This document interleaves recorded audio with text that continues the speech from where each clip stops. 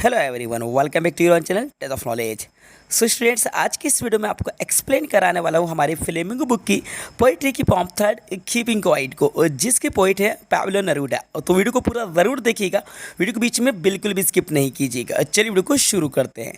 So guys, सबसे पहले बात करते हैं इस पॉम के बारे में कि जो पॉम है जिसका नेम है कीपिंग क्वाइट। तो कीपिंग क्वाइट का मतलब आप अच्छे तरीके से जानते होंगे। कीपिंग क्वाइट का मतलब होता है शांत रहना, मतलब कि चुप रहना। इस पॉम में पोइट हमसे चाहता है कि हम इंट्रोस्पेक्ट करें, मतलब कि सेल्फ एग्जामिन करें और एक पल के लिए हम शांत हो जाएं। हमारे जो भी वर्क्स हैं, हम जो भी एक्टिविटीज़ को करते हैं, सब कुछ हम स्टॉप कर दें और पूरी तरह से हम शांत हो जाएं, पूरी तरह से स्टिल हो जाएं। ठीक है, तो ये पोइट हमसे एक्सपेक्ट करता है और हमसे चाहता है कि कीप क्वाइट होने के लिए कीपिंग क्वाइट, इसीलिए इस पॉम का नेम दिया गया है। तो चलिए हम इसको रीड करते हैं और इसको डिटेल में समझते हैं। Now we will count to 12 and we will all keep still. तो देखिए, पोइट कहता है कि अब मैं 12 तक काउंट करूँगा और हम सब स्टिल हो जाएंगे, मतलब कि शांत हो जाएंगे, चुप हो जाएंगे। आगे यहाँ पर बताया जा रहा है, for once on the face of the earth let's not speak in any language, let us stop for 1 second and not move our arm so much. तो इसका मतलब ये for once on the face of the earth, मतलब कि एक बार के लिए। Once ये जो यहाँ पर यूज़ हो रहा है, वंस का मतलब होता है एक बार, ट्वाइस मतलब 2 बार, थ्राइस मतलब 3 बार। For once on the face of the earth, मतलब कि इस अर्थ के फेस पर, इस अर्थ पर सिर्फ एक बार के लिए। कब के लिए? सिर्फ एक बार के लिए। Let's not speak in any language, कि आओ हम किसी भी लैंग्वेज में बात ना करें। तो यहाँ पर देखिए, लैंग्वेज से मतलब यहाँ पर ये बताया जा रहा है कि जो लैंग्वेज है, लैंग्वेज हमें डिवाइड करती है। हम अलग अलग लैंग्वेजेस का यूज़ करते हैं जिससे कि हम आपस में बटे हुए होते हैं, डिवाइड होते हैं। तो यहाँ पर पॉइंट हमसे कह रहा है, let's not speak in any language, कि आओ हम किसी भी लैंग्वेज में बात ना करें, कोई भी लैंग्वेज हम ना बोलें जो हमें डिवाइड करती है, और हम एक पल के लिए शांत हो जाएं। Late us stop for 1 second. तो यहाँ पर कहा जा रहा है, आओ हम 1 सेकेंड के लिए स्टॉप हो जाएं और बिल्कुल स्टिल हो जाएं। ठीक है, एंड नॉट मूव और आर्म्स सो मच, और हम अपने आर्म्स को, तो आर्म्स से यहाँ पर वेपन से मतलब है कि हम अपने जो आर्म्स हैं उनको भी स्टॉप कर दें, किसी भी तरह से कोई भी एक्टिविटी ना करें, सारे ही हमारे जो वर्क्स हैं उनको हम स्टॉप कर दें, सारे हम अपने कामों को रोक दें। ठीक है, आगे हम इसको रीड करते हैं।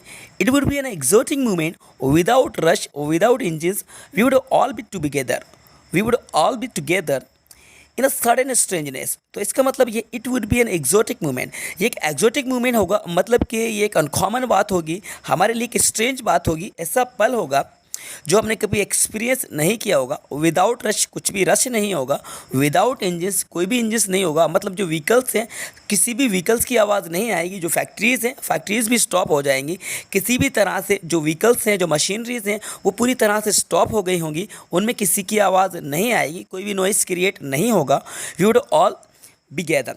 तो यहाँ पे देखिए, हम टुगेदर, टुगेदर मतलब हम सब एक साथ हो जाएंगे, क्योंकि ये जो एक्टिविटी है साइलेंट होने की, तो जो हम जब साइलेंट होंगे तो सभी साइलेंट होंगे, तो ये हम एक प्लेटफॉर्म पर लेके आएगी, और ये जो प्रोसेस है जो एक साथ होगी, मेरा सडन स्ट्रेंजनेस, तो ये एक बहुत ही ज़्यादा सडन स्ट्रेंजनेस होगा, मतलब बहुत ही ज़्यादा ये अजीब बात होगी जो हम इस पृथ्वी पर करेंगे शांत होने के लिए, कि सभी एक साथ शांत हो जाएंगे। तो ये आप सभी के लिए बहुत ही ऐसा एक्सपीरियंस होगा जिसको आपने कभी सोचा भी ना होगा और ना उसको किया होगा। ठीक है, आगे इसको रीड करेंगे।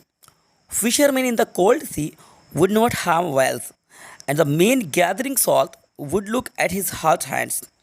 सो देखिए, इसका मतलब ये है कि जो फिशरमैन से मतलब जो मछुआरे हैं in the cold sea would not harm, तो मछुआरे जो हैं वो भी वाइल्स को हार्म नहीं करेंगे, वाइल्स को नुकसान नहीं पहुंचाएंगे। And the men gathering salt, और वो मेन जो सॉल्ट को इकट्ठा करता है, सॉल्ट को कलेक्ट करता है, would look at his heart hands, वो अपने हाथों को देखेगा जिसको इसने हर्ट कर लिया है, मतलब अपने हाथों को नुकसान पहुंचाया है, तो वो भी अपने हाथों को देखेगा, वो भी अपने काम को रोक देगा, स्टॉप कर देगा। और जो फिशरमैन है, मतलब कि जो पावरफुल पर्सन है, जिनके पास पावर है, जो कि फिश को या वेल्स को हार्म करते हैं, उनको नुकसान पहुँचाते हैं, तो वो भी ऐसा नहीं करेंगे और वाइल्स को नुकसान नहीं पहुंचाएंगे। और जो मेन है, जो सॉल्ट को गैदर करता है, तो वो भी अपने हाथों को देखेगा और अपने काम को बंद कर देगा। ओके, चलिए मूव करते हैं आगे।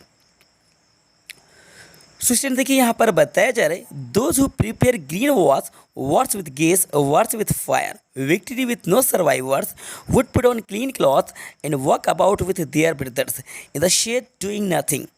तो इसका मतलब ये है those who prepare green wars, वो जो ग्रीन वार्स की तैयारी करते हैं। यहाँ पर ग्रीन वार्स से मतलब ये है कि हम अपने नेचर को जो नुकसान पहुँचाते हैं, हम जो डिफोरेस्टेशन करते हैं, तो वो चीज़ों को हमें बंद करना है कि जो हम अपनी नेचर है, नेचर को, इन्वामेंट को हम हार्म करते हैं, डिफोरेस्टेशन करते हैं। तो ये पूरी तरह से जो हम तैयारी करते हैं, हम अपने फ़ायदे के लिए नेचर को नुकसान पहुंचाते हैं, तो वो भी हमें बंद कर देना है। वॉर्स विद गैस, और जो वॉर्स गैस से या वॉर्स विद फायर, आर्म से जो वॉर्स होते हैं उसको भी हमें स्टॉप कर देना है। और जो विक्ट्री विथ नो सर्वाइवर्स, मतलब कि ऐसी विक्ट्री जहाँ पर कोई सर्वाइव ना कर पाए, मतलब कि किसी भी तरह से लोगों को नुकसान पहुँचा के यहाँ पर कोई ज़िंदा ना रहे, कोई बचे ना, ऐसी विक्ट्री का कोई मीनिंग नहीं होता है। तो ऐसी विक्ट्री किसी काम की नहीं है जहाँ पर सब कुछ ख़त्म हो जाए और कोई भी सर्वाइव नहीं कर सके, तो लोगों को ख़त्म करके जीत होना, तो ऐसी विक्ट्री का कोई मतलब नहीं है।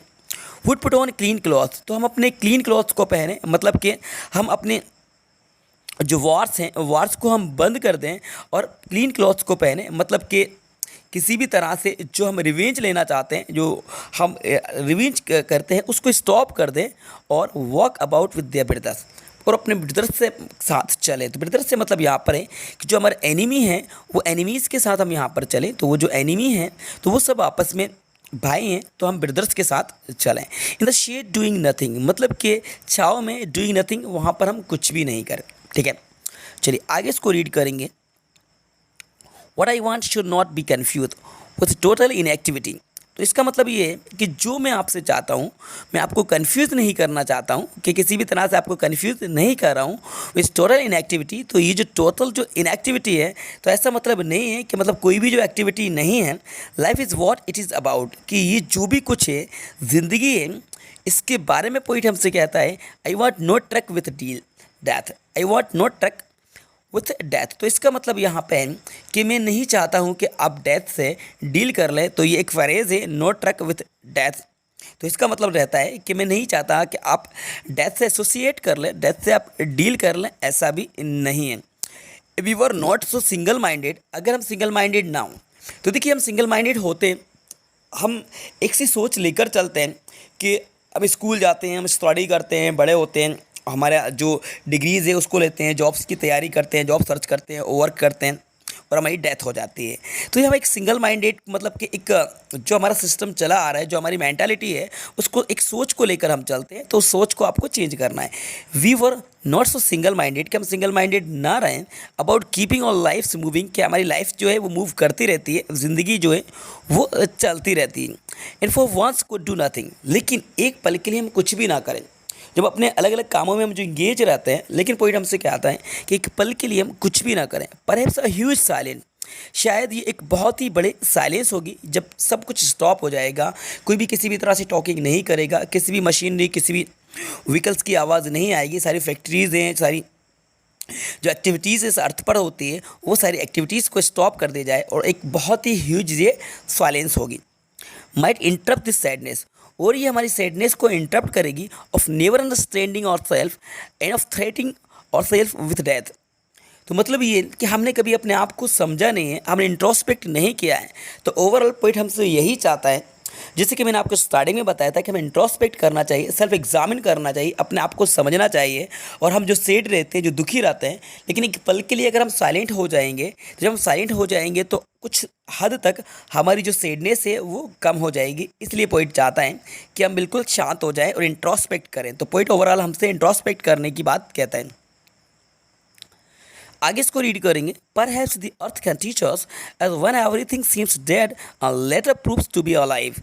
इसका मतलब ये है कि शायद ये जो अर्थ है, ये भी हमें सिखा सकती है। कैसे सिखा सकती है? व्हेन एवरीथिंग सीम्स डेड, जब हर एक चीज़ हमें डेड दिखती है, मतलब कि हर एक चीज़ हमें मृत दिखती है, किसी काम की नहीं लगती है, लेकिन बाद में उसमें भी ज़िंदगी होती है। जिस तरह से एक सीड होता है, एक बीज होता है, हमें लगता है कि ये बीज है, ये तो डेड है, लेकिन उस बीज से पौधा निकलता है, प्लांट निकलता है, तो स्प्राउट होता है। तो ये चीज़ों को हम देखकर ये जज कर सकते हैं कि जब हमें सब कुछ ख़त्म लगे, तो उसके बाद भी एक न्यू फ्रेश बिगिनिंग हो सकती है, एक नई शुरुआत हो सकती है। तो हमें नेचर से सीखना चाहिए, अर्थ से सीखना चाहिए, तो अर्थ भी हमें सिखा सकती है। ठीक है, इसके बाद लास्ट में पॉइंट कहता है, now I will count up to 12 अब मैं 12 तक काउंट करूँगा and you keep quiet and I will go, कि आप शांत हो जाएंगे और मैं चला जाऊँगा। ओके स्टूडेंट्स, तो ये थी हमारी पोएम जिसको मैंने आपको वर्ड टू वर्ड एक्सप्लेन करा दिया है। तो ओवरऑल इस पोएम में पोइट ने हमें ये बताया है कि पोइट कहना ये चाहता है कि हम साइलेंट हो जाएं, जिससे हम इंट्रोस्पेक्ट करें, अपने आप को समझें, क्योंकि हम कहीं ना कहीं कभी ना कभी कुछ ना कुछ वर्क करते रहते हैं, लेकिन एक सेकंड के लिए अगर हम सारे वर्क को स्टॉप कर दें और अपने आप को इंट्रोस्पेक्ट करें, हम सेल्फ एग्जामिन करें और अपने आप को पहचानें, क्योंकि हम इतने ज़्यादा इस लाइफ में बिज़ी हो जाते हैं कि हम कभी भी अपने बारे में ज़्यादा थिंक नहीं कर पाते हैं। तो ये हमारी पोम थी जिसको मैंने आपको एक्सप्लेन करा दिया है।